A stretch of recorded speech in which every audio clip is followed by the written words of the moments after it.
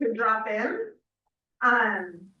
But I'll just get us started. I'm Allie Jackson. I am the Education and Outreach Program Lead with the Lake Champlain Basin. And I'm delighted to welcome you all for our last Love the Lake of 2026. This evening is a continuation of a really wonderful, rich legacy left by Colleen Hickey, and sort of decades of events that she organized and baked for. We're continuing that tradition, of course, not with such elevated desserts, but we welcome feedback. You can let us know how that goes. I just want to make a big note of thanks to the other LCPB staff who have helped me figure out what Love the Lake is. Tonight in particular to Jim Brangan, who helped connect us up with Angie, our speaker for the evening, and sort of helped us think about how to celebrate America 250 as part of this series. So as many of you may know, the Lake Champlain Basin Program helps to coordinate and fund efforts that benefit the Lake Champlain Basin's water quality, fisheries, our wildlife and recreational opportunities. And this is a really wonderful opportunity to sort of see our taxpayer dollars at work. We work in partnership with government agencies from New York, Vermont, and Quebec, alongside other watershed organizations, private organizations, local communities, and individuals. This is a really nice example. The Love the Lake Winter Speaker Series is a nice example of some of the outreach and education efforts we're able to implement ourselves, as well as fund other education and outreach programs across the basin. We have several other programs we offer throughout the year, including educator professional development. If you have a chance to come down to Burlington and visit us in the resource room up at Echo, that's a really nice way to get more information about the cultural and natural history of the region. So tonight we're welcoming Angie Grove from the Ethan Allen Homestead. Thank you, Angie, for joining us. To speak to our watershed's role during the period around the Revolutionary War and the Declaration of Independence. Angie is a distinguished scholar and executive leader, and is also a key partner in the Cultural Valley National Heritage Partnership, which is also housed as part of LCPD. And so we're delighted to bring you in for a rich conversation. We'll shake us off. Thank you. Very much. Okay, I'm gonna start a timer on my phone because I don't know if you've ever talked to a historian before. It could go on forever, so I'm gonna try to stay on point. Okay.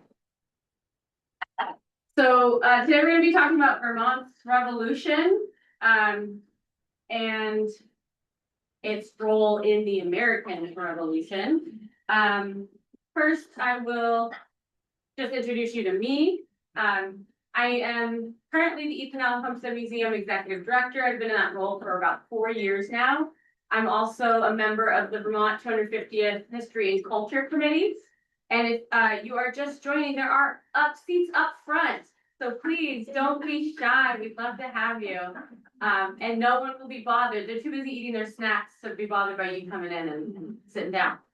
Okay. I do have a master's in history from the University of Vermont, where I did focus my thesis on Vermont during the Revolutionary War. I do want to put out there that I'm a social cultural historian, not a military political historian. And so you might see that influence very much in this presentation as well. So for me, the Revolutionary War is an era of history and everything that happened around there and those people, not just a military conflict. And then I also have taught history in schools and museums, public schools and nonprofit organizations since 2005. So that's kind of a background. That's a photo of me on an archaeological dig in England. That's a piece of medieval pottery I just found in my hand. So I also love, have a passion for the outdoors and having adventures and bringing together history and the outdoors and making it accessible to as many people as possible. Okay, so before we talk about Vermont's revolution, let's do a quick review of what you learned your junior year of high school, I believe, maybe sophomore year of high school, about the Revolutionary War in general. So just make sure we all have kind of the same background knowledge. So first of all, the Revolutionary War had two sides. There were the rebels, or the Americans who then self-styled themselves the patriots after they won the war, right? This was made up of primarily British American colonists. So as we'll see, eventually the French joined the war on that side as well. And then the other side are the loyalists, which is made up of the British military as well as colonists who were loyal to the English government. The causes of the war were vast, but we can combine most of them into three main categories. First off, there were political causes of the war. The Americans, the rebels, they wanted political change. They, in particular, wanted more political voice and ability to choose the political policies. There was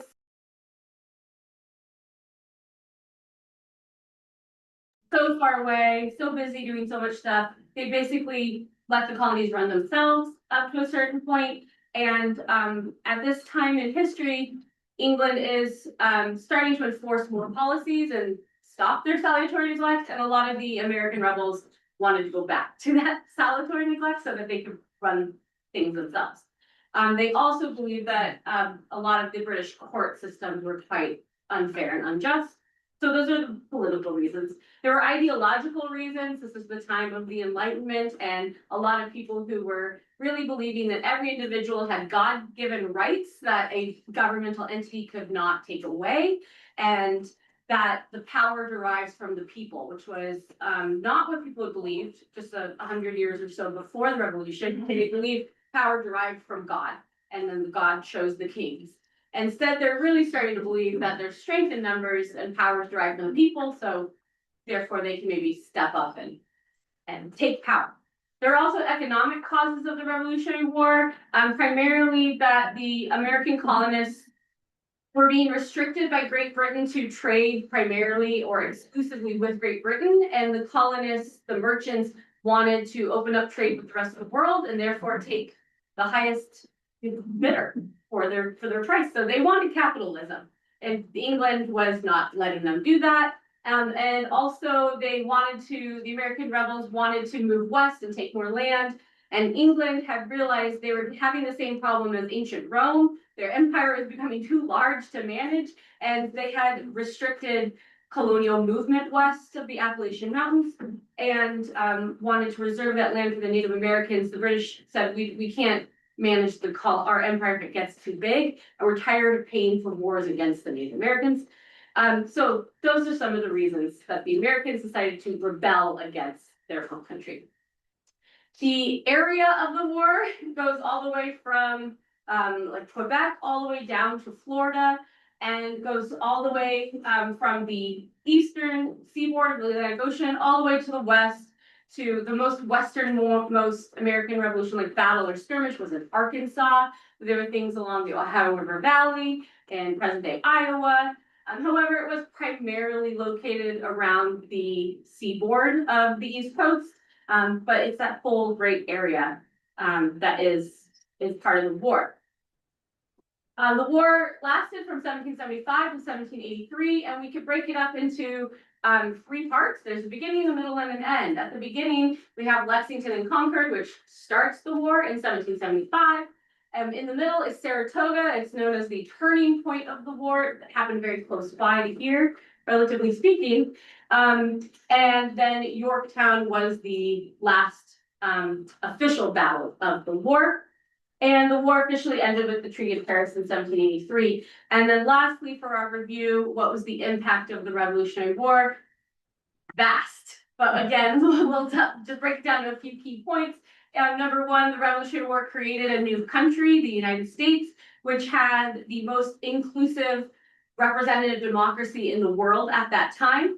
And number two, it expanded capitalism and entrenched capitalism in the American government and culture. So the merchants were now allowed free trade. This also did have an impact on Black slavery in North America, which because of capitalists, they want to make money, they're going to get labor as cheap as possible in order to make more money and less governmental regulations around it. So it helped entrench Black slavery in North America.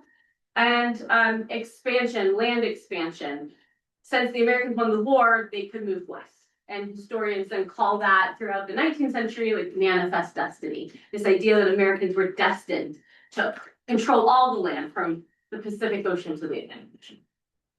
And lastly, the American Revolution inspired the world. It inspired not only a number of other revolutions in other countries, but even in countries that didn't have revolutions, the American Revolution was greatly inspirational for countries to include more democratic governmental policies and practices.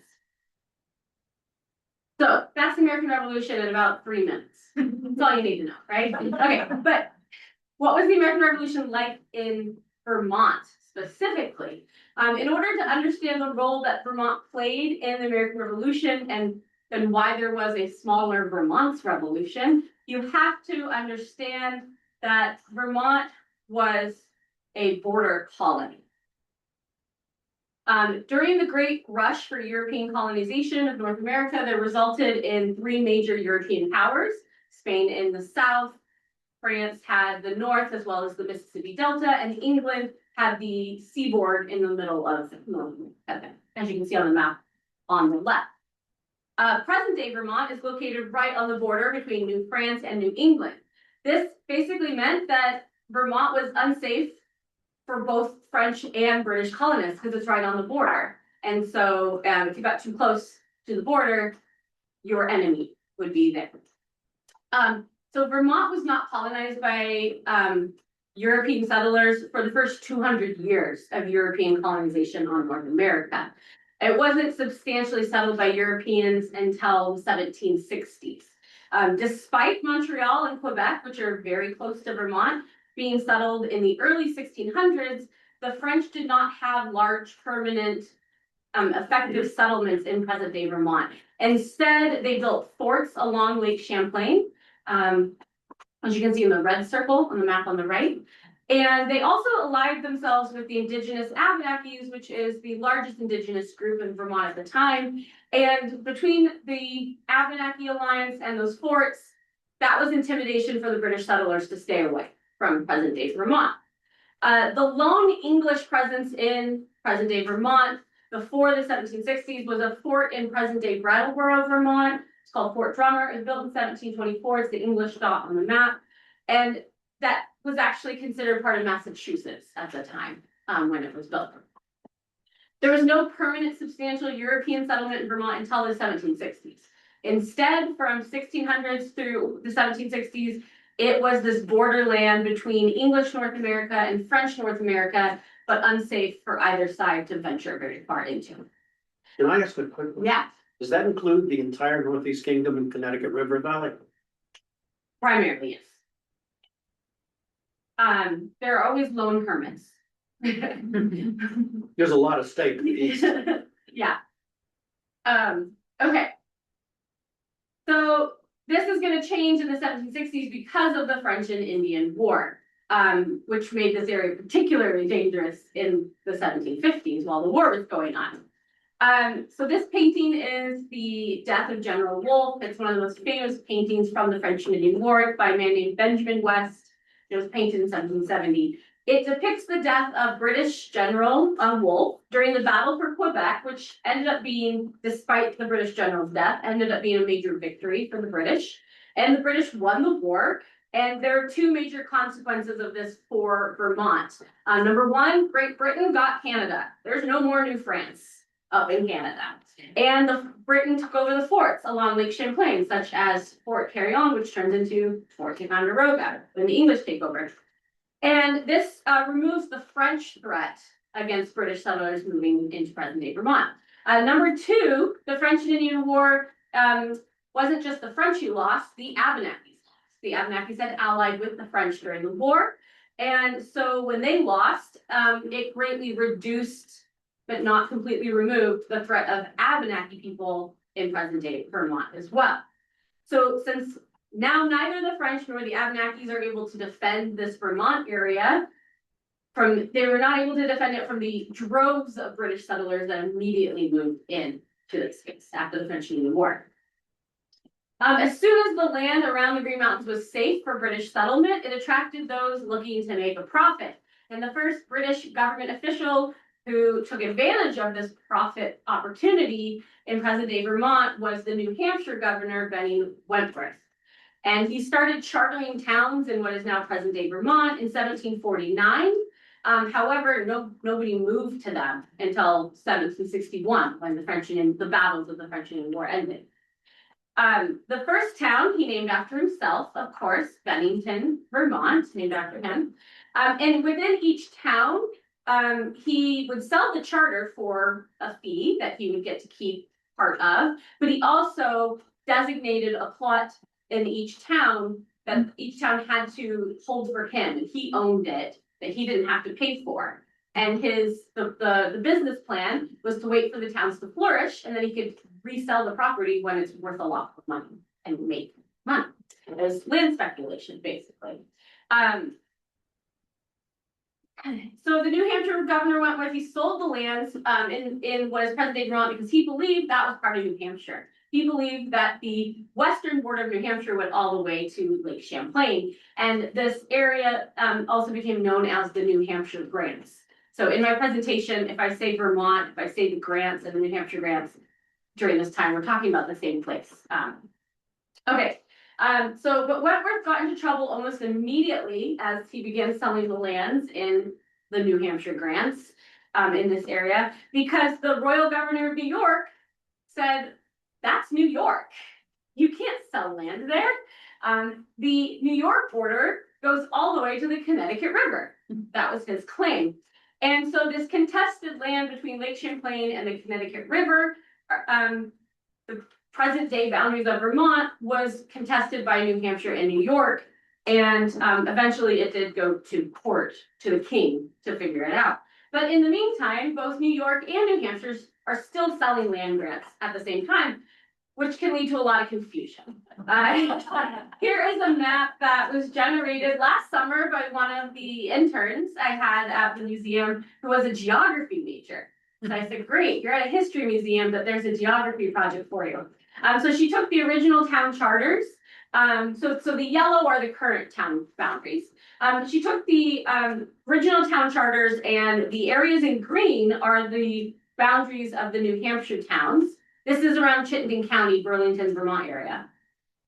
The areas in orange were the New York town lands, and the gray is where they overlapped. And they both claimed those lands. What made this a little less difficult is that most of the people moving here were primarily people who bought the land from New Hampshire. There were much fewer people who bought land from New York who actually moved here. Most of the people who owned the New York lands were aristocrats, like Governor Wentworth, they were waiting for land speculation. They were waiting for the property values to go up. So most of the people actually coming to present day Vermont were buying their land from New Hampshire, and they were New England families, not New York families. Okay, so eventually this conflict goes to court, makes its way all the way up the English court system to King George III.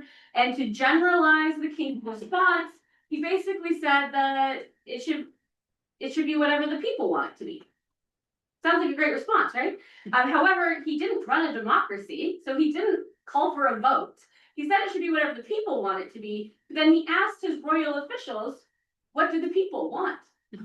And the royal officials of New York persuaded him the people wanted to be New York, of course.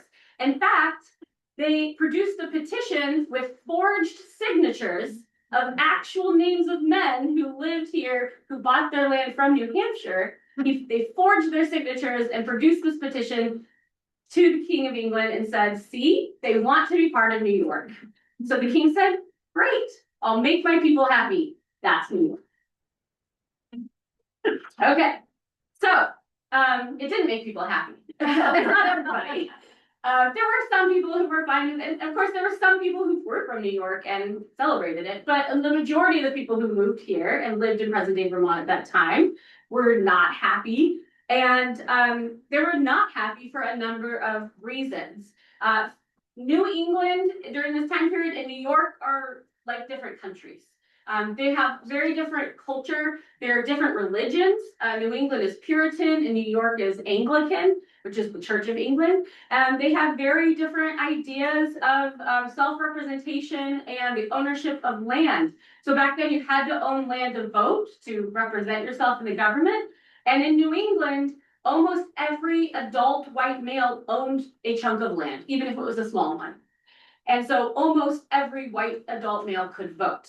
In New York, the land was gifted to aristocrats who would own huge swaths of land, and then they rent small parcels to poor farmers and people like that.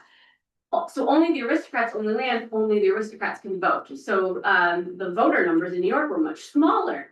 And on top of that, the New Hampshire grant settlers believed that New York had pretty corrupt courts, such as forging people's signatures on petitions to take to the king.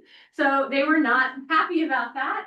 And they felt that their economic growth was threatened because, and this is kind of like that, there's always a money reason, right? This is the money reason. A lot of the settlers in present day Vermont who bought their land from New Hampshire followed Governor Wentworth's precedent, and they bought tons of land, more than they could live on and farm themselves, with the intention of holding on to it until property values went up, and then they'd resell it.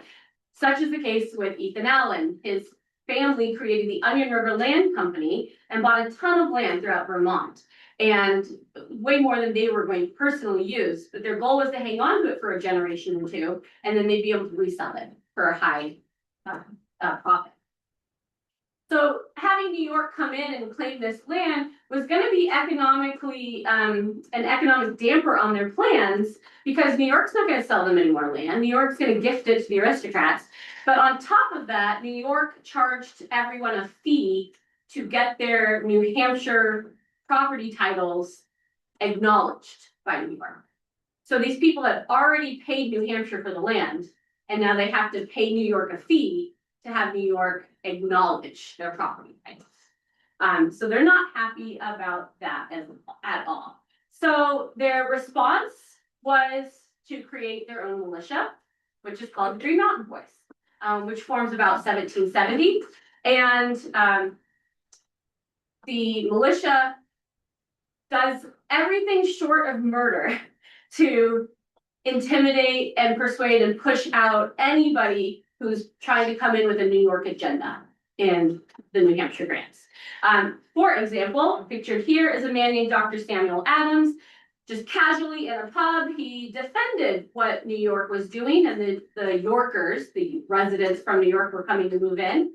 And so the Green Mountain Boys, who were casually in the pub with him, decided to put him on trial right then and there, and not a court system. And they judged him, it was like a mock trial. They judged him guilty, they tied him to this chair, and they raised the chair up the sign and left him there for a few hours.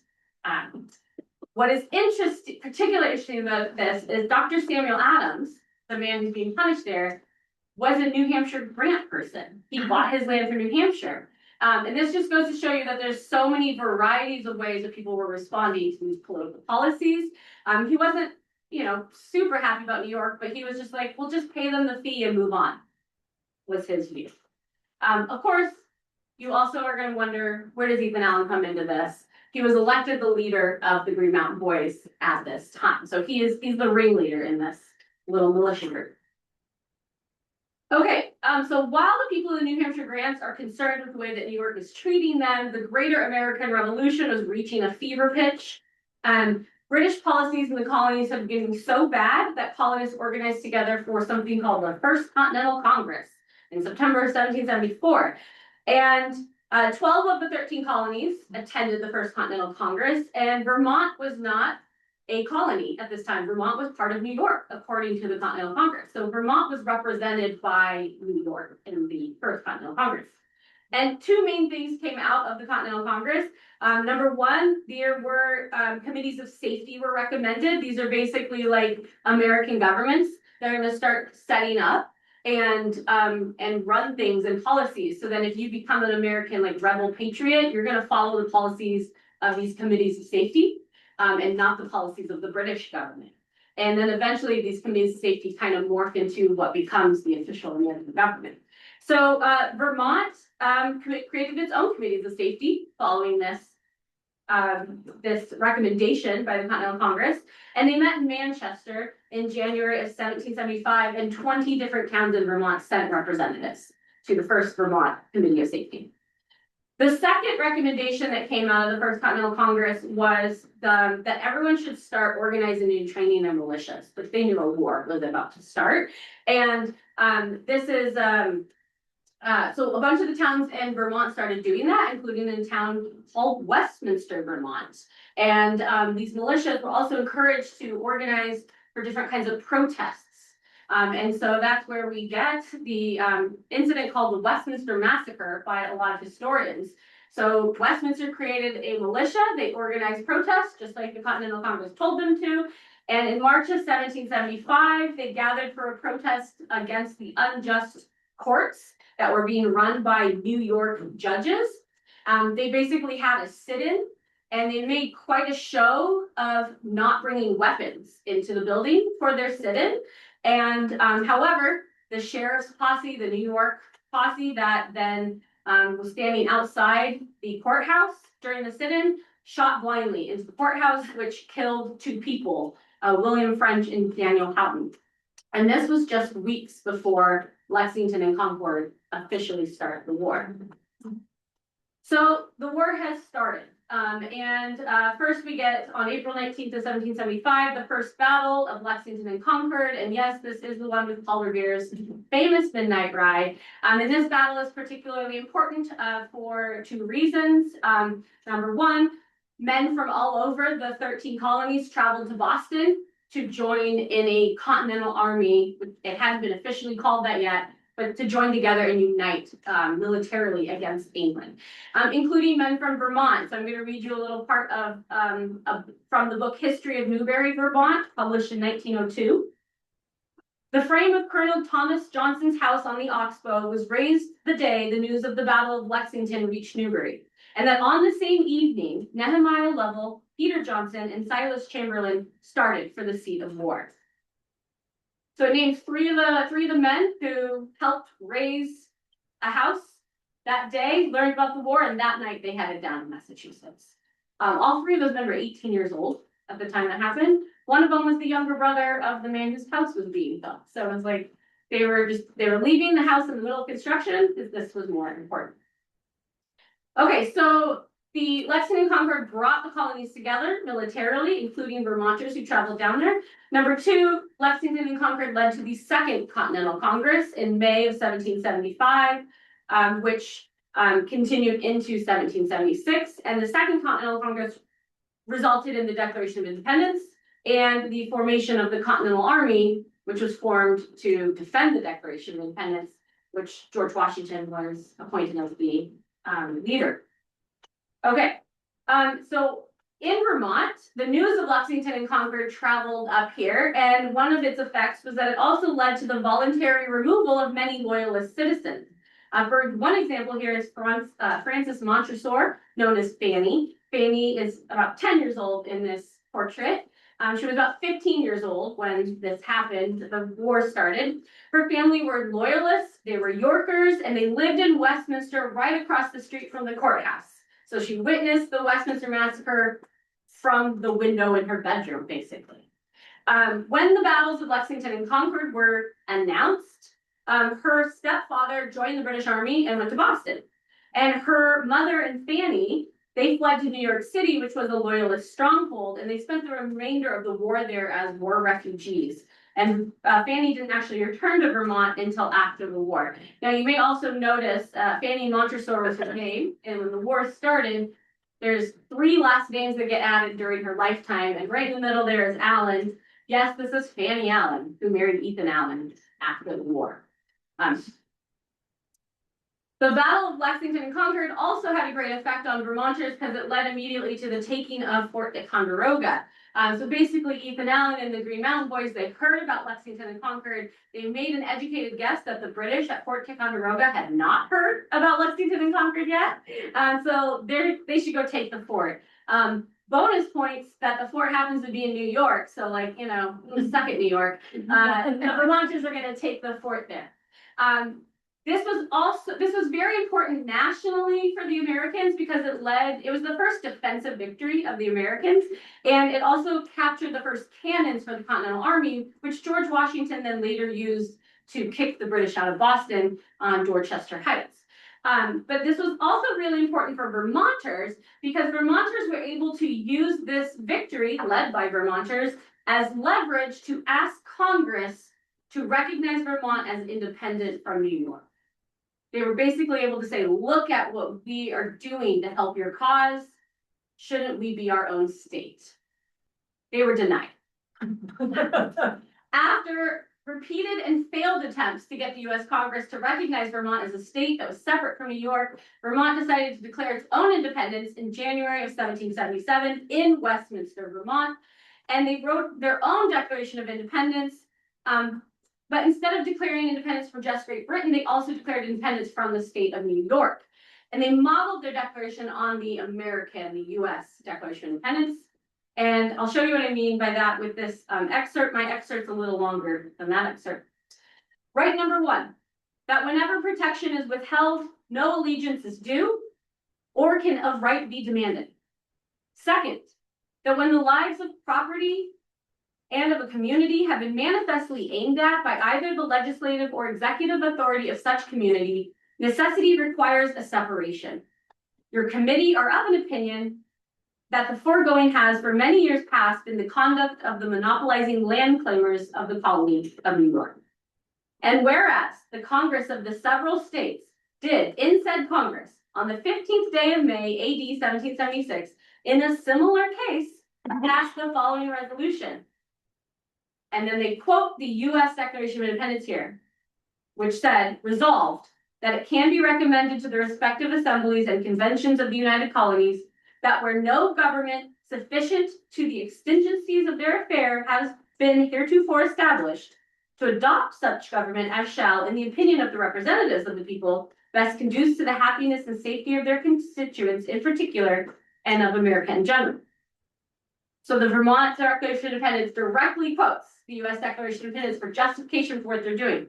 And the Vermont Declaration continues to say, your committee have duly deliberated on the continued conduct of the authority of New York and on the aforesaid resolution of Congress, and considering that a just right exists in its people to adopt measures for their own security, not only to enable them to secure their rights against the usurpations of Great Britain, but also against those of New York, do offer this following declaration. This convention do hereby proclaim and publicly declare that the New Hampshire grants of right ought to be, and is hereby forever declared forever, a free and independent jurisdiction or state by the name of New Connecticut, alias Vermont. They ended up going with Vermont. This caused an uproar in the Continental Congress down in Philadelphia. The issue of whether or not Vermonters could do this, they can make themselves a state by just declaring themselves to be so, was, they believed, unprecedented, despite the fact that they had all just done that. And many congressional meetings this was on the docket, the agenda for many congressional meetings for the remainder of the war. At first, Congress asked the states that were involved in the Vermont issue to figure it out amongst themselves. So of course, this meant that New Hampshire and New York were involved, but it also meant Massachusetts got to have a say, because they still legally could claim Fort Drummer down in the Bennington area. It wasn't clear. It was clear that there wasn't going to be a consensus, though. Like New Hampshire and New York were just too far apart on the issue. And more important, even if Massachusetts and New Hampshire said 2 against 1, democracy, New York was too rich and powerful, and that sometimes trumps democracy, unfortunately. And so the issue was never settled, and Congress basically just waited it out to see what was going to happen in Vermont. This, of course, frustrated Vermonters to no end. So, but despite not being recognized by the US Congress, Vermont did effectively govern itself. As of 1777, New York really had no effective power over this area anymore. And most of the Yorkers fled between 1775 and 1777 when the war started. So Vermont wrote and adopted its first constitution, which from the House in Windsor, and this was in July of 1777. And it was the first constitution in what became a US state that did outlaw adult slavery. Child slavery was added on in 2022, but you know, progress.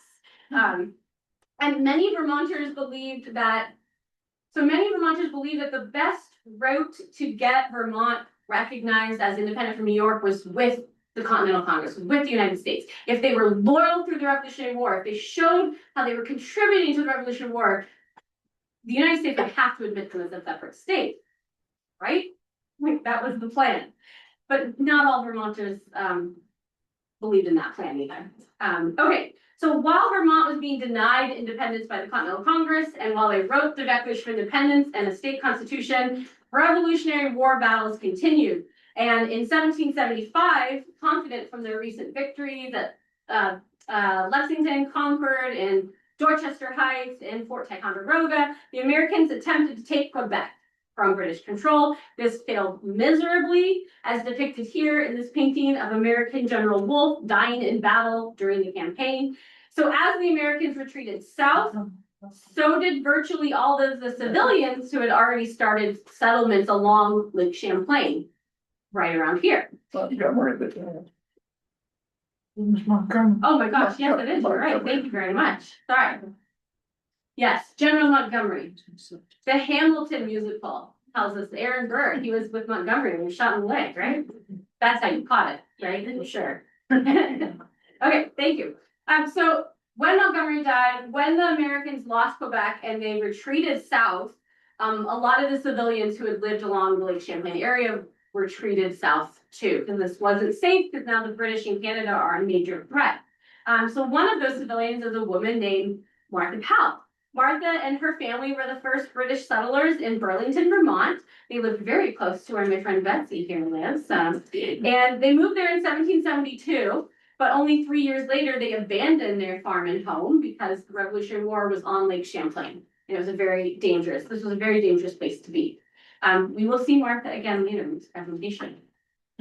So after the disaster in Canada, Americans, they decided they were going to build up a navy to protect Lake Champlain, but resources were pretty limited. And when the British ventured south in the fall of 1776, a small American naval fleet met them on Lake Champlain, resulting in the Battle of Balfour Island in October of that year.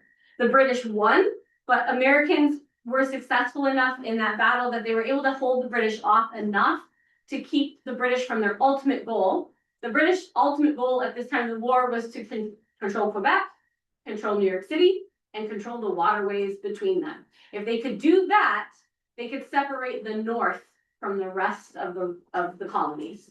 And they believed the North was really where all the troublemakers were. So that was the goal. So the Americans were able to keep the British from that goal, and so the British had to try again the next year in 1777. Lake Champlain, as you can see in this picture, was a pretty dangerous place to be in 1776. An example of that is the story of Anne's story, who was from Salisbury, Vermont. Anne was a widow, and she used her kind of unsuspecting woman's widow status to become something of an unofficial spy and a messenger for the Patriots. She also posted Patriot soldiers in her home. And in early 1776, Anne saw what she thought was too much smoke coming from the direction of her neighbor's house. So she suspected it might have been a British loyalist raid. So she quickly gathered all of her household belongings or valuables and ran down the banks of her front lawn to the Otter Creek. She had a canoe there. She put her valuables herself in the creek. She paddled into the bushes along the creek and she hid in her canoe in the bushes while she watched the British raiders come, loot her home, and burn it down. Anne did later rebuild her home, and in the second iteration, she included a trap door that led to a path down to the river, in case she moved to escape again. Now, the danger for people like Anne did not end in 1776 because, as I mentioned before, the British tried again in 1777. They marched south from Quebec, trying to control all the waterways, i.e. Lake Champlain, between Quebec and New York City. And in June of 1777, British General Burgoyne advanced south from Canada. He traveled down on Lake Champlain. They easily captured Fort Ticonderoga, and then they continued their march south along the lake towards the Hudson River. At first, things were going in his favor. The main branch of the American army retreated.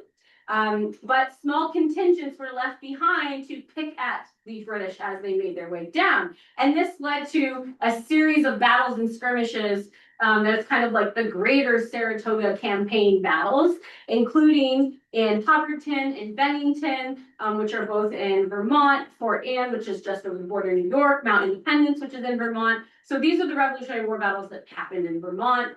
They're some of the yellow spots on the map there. Many of the contingents that were sent to guard the American retreat were made up of Vermonters because they knew the area. And this included the Green Mountain Boys militia, who fought at both Hubbardton and Bennington for this campaign.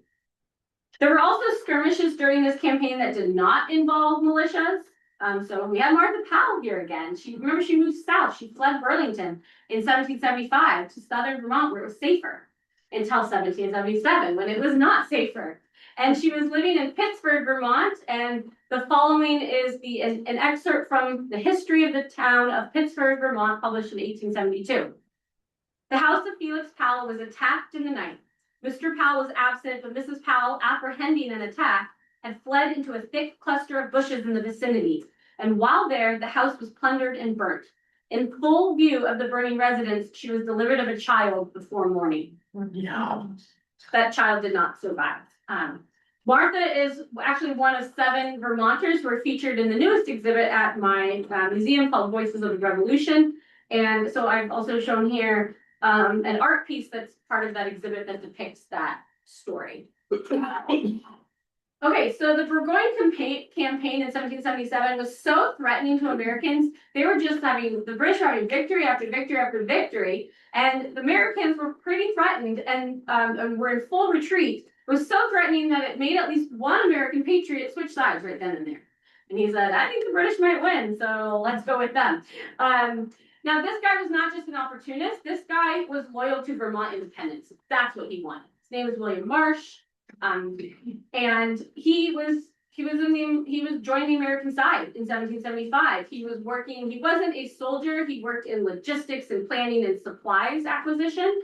In fact, he was at Fort Ticonderoga about 2 weeks before the Americans retreated from Fort Ticonderoga, doing inventory so he could buy supplies for the American army. In fact, when the Americans retreated, they went down to Manchester, Vermont, where William Marsh lived, and he hosted Carleton, who was the leader of the American army retreating. He hosted Guy Carleton in his home in September of 1777. But a few days after Carleton left William Marsh's home and Carleton and the American army kept retreating south, just a couple days later, Marsh joined the ranks of the British Army. He signed the papers and joined the Redcoats. He never left a journal that said why he did, but most historians looking at his story believe that he really truly thought, especially from whatever private conversations he had with Guy Carleton, he thought the Americans were going to lose, the British were going to win. And so Vermont's best opportunity to get recognition as independent from New York was going to be with the British government. If they could just convince the king that petition was forged, right? That's what they were thinking. Then maybe the king would side with them and Vermont would be recognized as independent. Marsh was with Burgoyne at Saratoga, which is where the battle ended up being. And despite the American retreat for almost 70 miles and the clear British victory it looked like it was going to be, it turned into a shocking and majorly important American victory. British General Burgoyne's reinforcements never arrived. Is basically what it boils down to. And so when the British and the American armies met up near Saratoga, Burgoyne was by himself with his army, and the Americans won. There were multiple days of battles, and it was a victory that changed the war significantly, for it convinced the French to join and ally with the United States in the war. And the French Navy was absolutely crucial to the Americans winning the war. The United States would not have won without the French Navy. After the British lost, this is the Burgoyne surrendering at Saratoga. After the British lost the war, or lost Saratoga, they changed tactics. No longer was their tactic to cut off the north by controlling Lake Champlain and the major cities north and south of it. They said, screw Lake Champlain, let's go south. And because their main strategy became, let's leverage the loyalists. They could see that the American patriots were not maybe a majority of the people. John Adams, famous, is often quoted as saying only 1/3 of the people actually really supported the revolution. 1/3 were adamant loyalists, and the other third was waiting to see who was going to win and didn't really care, maybe.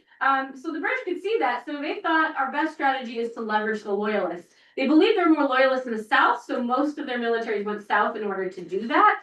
And however, this strategy was applied here in Vermont as well, to leverage the loyalists. So one result of this new strategy was that there were a lot of raids from Canada into Vermont.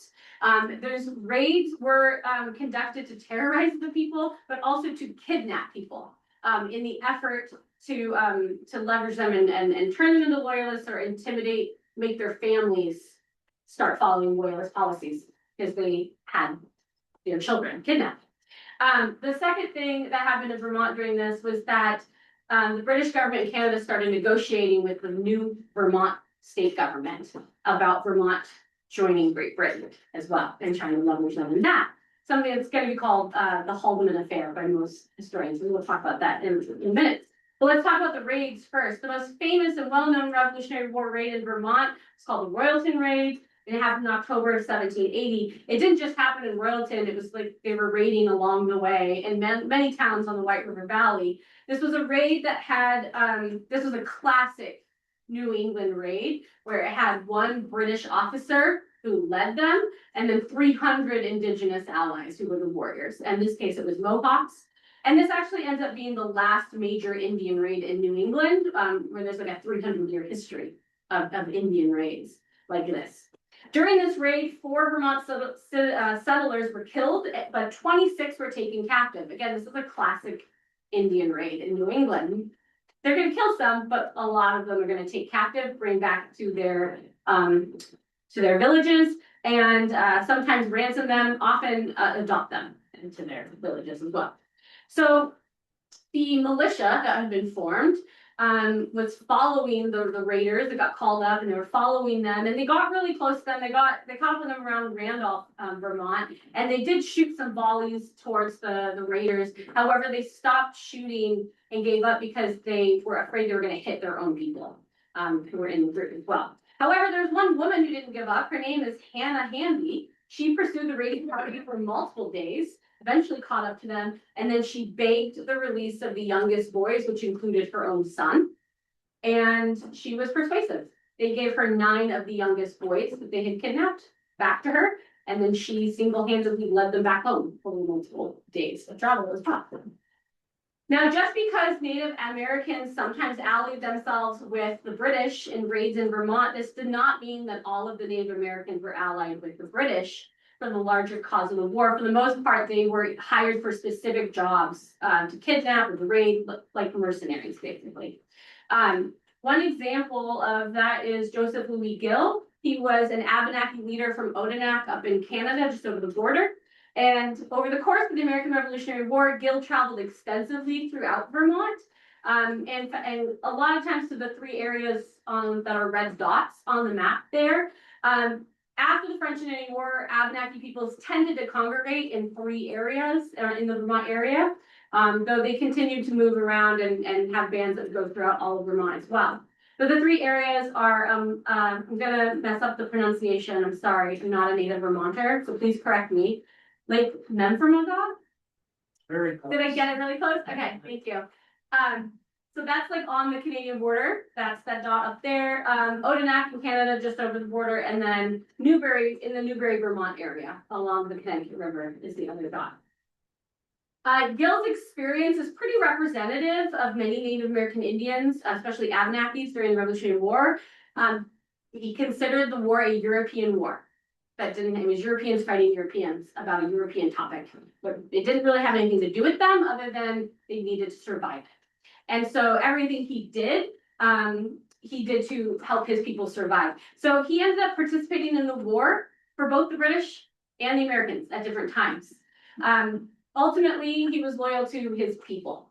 So for example, in 1778, he helped American prisoners escape the British Army up in Quebec. However, he then got caught by the British in doing this. And so he fled Quebec and went to the Patriot stronghold in the Abenaki area of Newbury, Vermont. In Newbury, Gill worked for the American military as a diplomat to Abenaki communities and as an informant.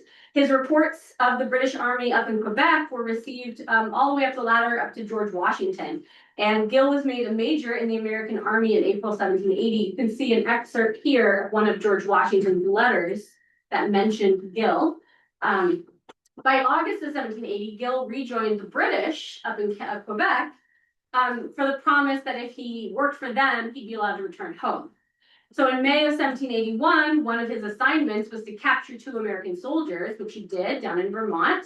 But he was friends with one of them and he let him go, or at least the British suspected he let him go. He said he escaped. So one of the men escaped and the British said they suspected he let him go. But Gill then later after the war said, yeah, he let the guy go for the promise that when the Americans come back up and attack Quebec, they won't attack his village. So everything he's doing is to make sure that survival of his people can continue. One of the objections of these raids was to force locals to swear loyalty oaths. Both Patriots and British forces made residents swear these oaths. And in fact, the rebels actually started making people swear these oaths before the war even started, swearing loyalty to the boycotts. In Virginia, for example, if you didn't swear a loyalty oath, you actually got charged triple the taxes by local government. And in 1781, a local case, the British did a raid and they came into Corinth, Vermont, and they made the leaders of the town swear allegiance to the king there and then. Now, these oaths were primarily to establish the authority of the party who was there forcing the oath on people. It was not a clear inventory or like a way to suss out what people's loyalties really were. In fact, they weren't really given that much weight, especially after the war. For example, loyalists who swore oaths to the United States during the war, they were still successful in applying to the British government for war losses after the war. So the fact that they swore allegiance to the United States didn't disqualify them from their loyalist status, according to the British government.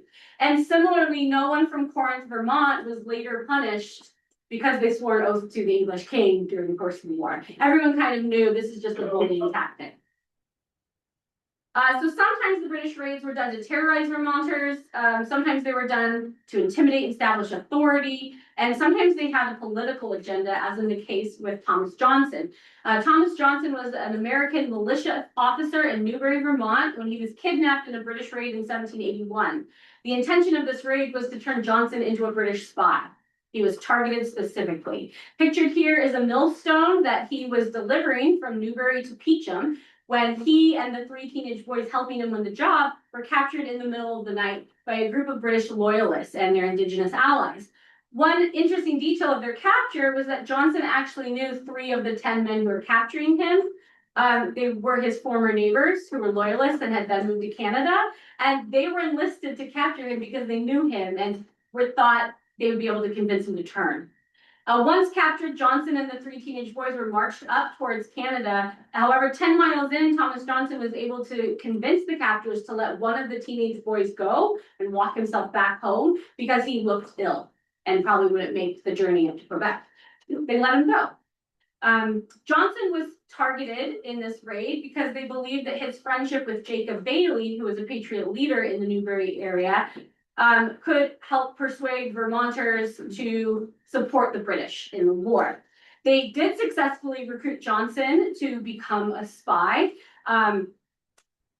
with the offer of being able that they would send him home on parole if he would spy for them, and he agreed to that. However, back in Newbury, Vermont, Johnson used all of his connections to correspond with the Patriot leaders, including George Washington, numerous times, where he said, if you can exchange me in a prisoner exchange, I won't have to spy anymore. However, George Washington said, double agent, this is great.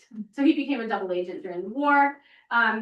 And it's also interesting to note that as an officer, while he was in prison, he had relatively decent treatment. He got to have dinner in the houses of other British officers. He was allowed to stroll the gardens and loan books.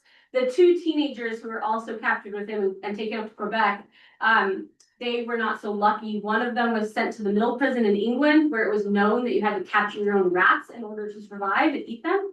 and the other teenager disappears from the records, and we don't know his fate. Okay, so the project he was taken to spy for is known as the Haldeman negotiations. That's General Frederick Haldeman, the British general up in Quebec at this time, and his plan is to convince the Vermont leaders that they should have Vermont join officially the British government and the British Revolution. In addition to Ethan and Ira Allen being part of these negotiations, William Marsh comes back again. Remember, he was at Battle of Saratoga with the British. He was exiled from Vermont, moved up to Quebec. He joined these negotiations, and a man named Justice Sherwood, who was out here on the islands for some time as well.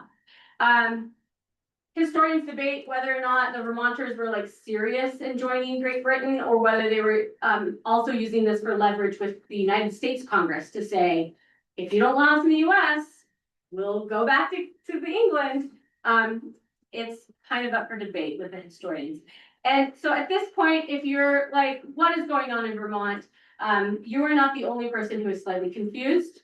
George Washington was also confused by all of this. So here is a quote I wanted to read for you that George Washington wrote in 1781. For a considerable time past, I have had strong suspicion and uneasy moments on account of the people of Vermont. Convinced I am that these people become a formidable barrier if they were made a separate state.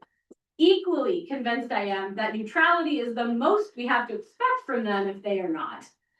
At present, that state gives protection and is an asylum to all deserters, to every person who wishes to avoid taxation, etc., by which means their strength is augmented in proportion to our loss, and the manner in which they mean to apply it is very equivocal. I do not now believe that the people as a body have any evil intention, but I firmly believe that some of their leaders have. He had just found out about the Haldeman affair at that time. And one last quote from George Washington 2 years later. Let me ask, by whom is that district of country principally settled? The answer is evident, New Englandmen. This country is very mountainous, full of defiles and very strong. The inhabitants, for the most part, are a hardy race, composed of that kind of people who are best calculated for soldiers. In truth, who are soldiers? For many, many hundreds of them are deserters from this army, who have acquired property there, who would be desperate in the defense of it, well knowing they're fighting with halters around their necks. This is the one I find most interesting, this last sentence. I shall therefore only lament that Congress did not, in the commencement of this dispute, act decidedly. Instead, Congress was like, I don't know what to do with Vermont, so they just let it be a question throughout the entirety of the war. So this is the end of the war, 1783, when George Washington is writing this. The last battle of the war is the Battle of Yorktown, which takes place in 1781.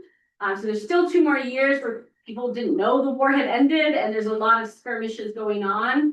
In fact, Thomas Johnson was kidnapped after the Battle of Yorktown. They really didn't know the war had ended at that point. And then the Treaty of Paris was signed in 1783. That ends the war. So what does that mean for Vermont? It was still kind of a question. However, Vermont had shown that they could effectively govern themselves. And so they did, but it kept being debated in Congress if Vermont should be its own state. And eventually Vermont paid New York a hefty sum. And New York let go of its claims in 1791. And of course, Kentucky joined as a state at the same time, so that the balance between the North and the South, the slavery and the anti-slavery states, could remain. So that brings us to today, 250 years later. So last year, 2025, was the 250th anniversary of when the Revolutionary War began.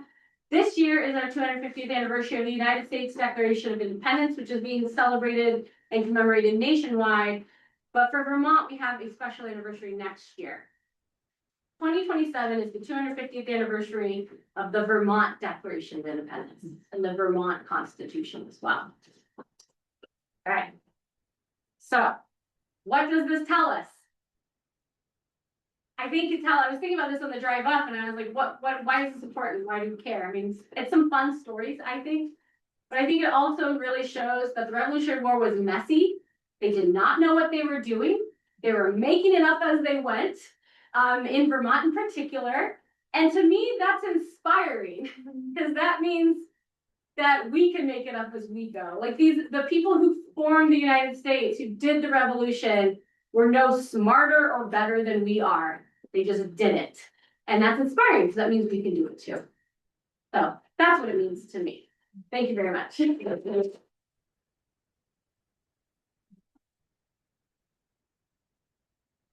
I think there's a couple minutes to do a few Yeah. questions. I wanna just honor, you know, we sort of had planned the evening to go to about 7:30, so if you feel like you need to take off, we understand, it's a cold late night, so feel free to excuse yourselves, but if you're willing to stay and you're willing, Angie, we would love to have a little time for questions or conversation.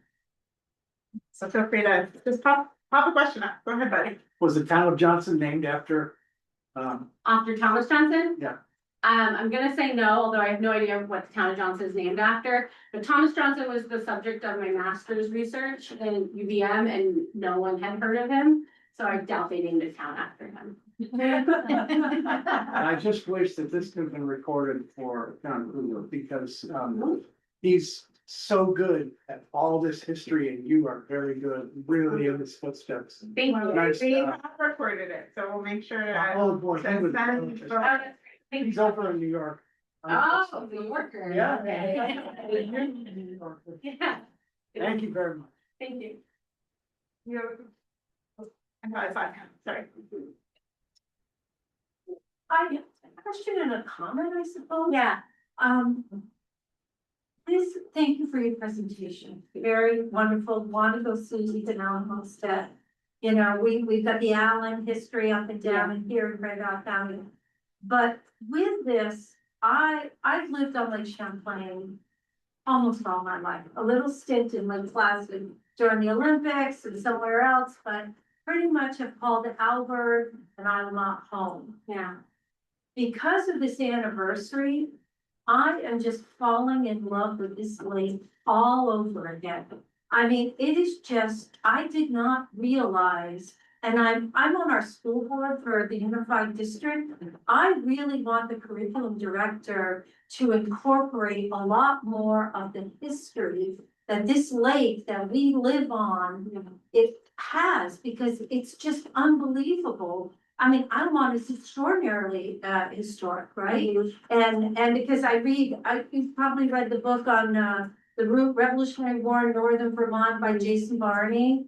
And that's fabulous. That just talks about up and down the lake. And so really appreciate, hope many more people hear your presentation. Thank you. I have two responses for that. First of all,